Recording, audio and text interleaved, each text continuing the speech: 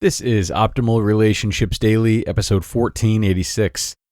5 Ways to Prepare for Empty Nest, Way Before You Get There, by Dr. Margaret Rutherford of drmargaretrutherford.com. Hello, everybody, and welcome. This is ORD, and I'm Greg Audino, your host and narrator.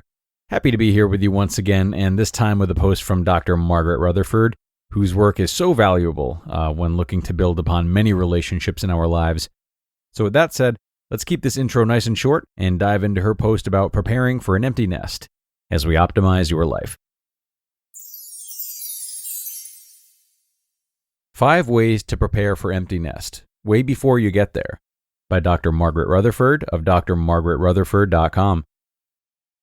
I remember the last Valentine's Day I was going to have my son at home, as well as the last Ides of March, the last Maypole Day. It can get a little ridiculous. I tried to get my heart and my head on straight about this empty nest I was about to experience. I had counseled people making other life transitions, like divorce or retirement.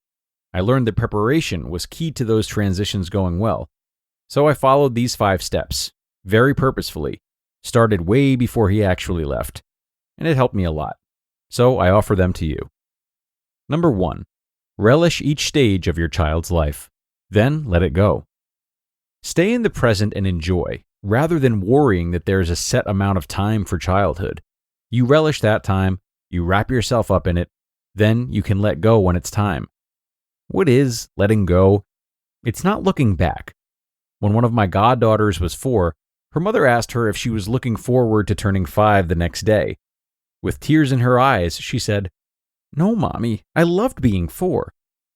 We parents are like that sometimes. We cling to our children and wish they weren't growing up.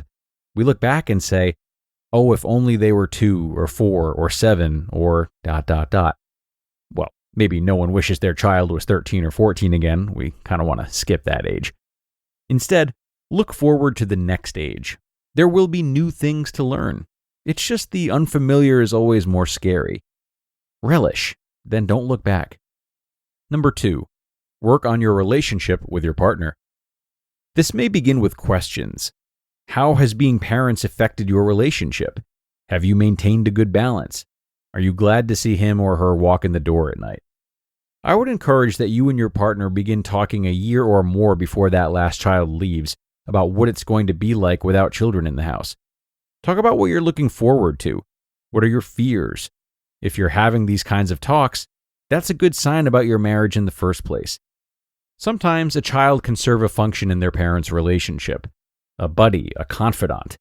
This is not good, mind you, for the couple or the child. His or her departure may reveal what has been sealed from view. You may need to tackle some real problems. You may need to get to know your partner again. Number 3, start focusing on friendships, both new and old. As active parents, many of us put our own lives on hold to focus on our kids. That whole relishing thing from number 1. Our friendships are vital, however. Keep the old ones close during this hands-on parenting time. Then with Empty Nest, you have more opportunity and time to create new ones. Your child's life will be filled with fresh experiences. It's good if yours is as well. Old friends are to be treasured. New friends? Your world expands even more. Number 4, discover your own creativity and power. A lot of folks will tell you they don't know what their talents are or what they have to offer. I was a good mom, but I don't know what else I can do. I give an assignment to patients who can't answer this question. Think of things that either 1, you've always wanted to do but never done, or 2, your best friend would tell me, oh, she would never do that. These again are simple things, doable things. I ask that the patient do one thing a day. An example of number 1 would be, go down a street you've always wanted to go down. Eat a vegetable you've never eaten. Read a magazine that you've been curious about. An example of number 2, for me, to wear red shoes. I don't like my feet and I don't wear flashy shoes. It's always a vastly interesting thing what happens within the exercise. It's to show that change can occur, that you can grow in ways that you didn't realize. Some of you are saying, I'm not creative, I don't have any talents. Try the assignment. You have to find hope first that you can grow. You can inch your way out of your comfort zone. Start branching out, baby steps. That will give you the energy, both mental and emotional, to take more risks. Number 5, taking time to care for yourself.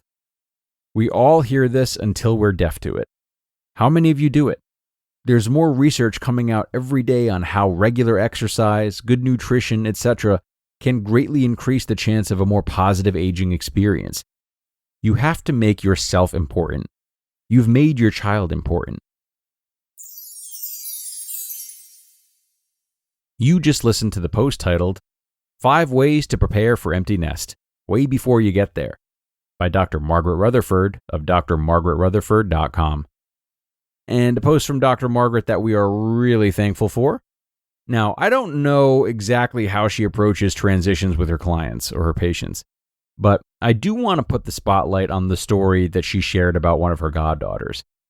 Whether it's preparing for empty nest or any type of big change, whether or not that change comes with seeing less of a certain person that means a lot to us, I think we always have the opportunity to appreciate what stage we're about to leave and what we've learned from it. You might be having your own version of a meltdown before turning age 5. Maybe you're having a tough time with a move, changing jobs, or transferring schools.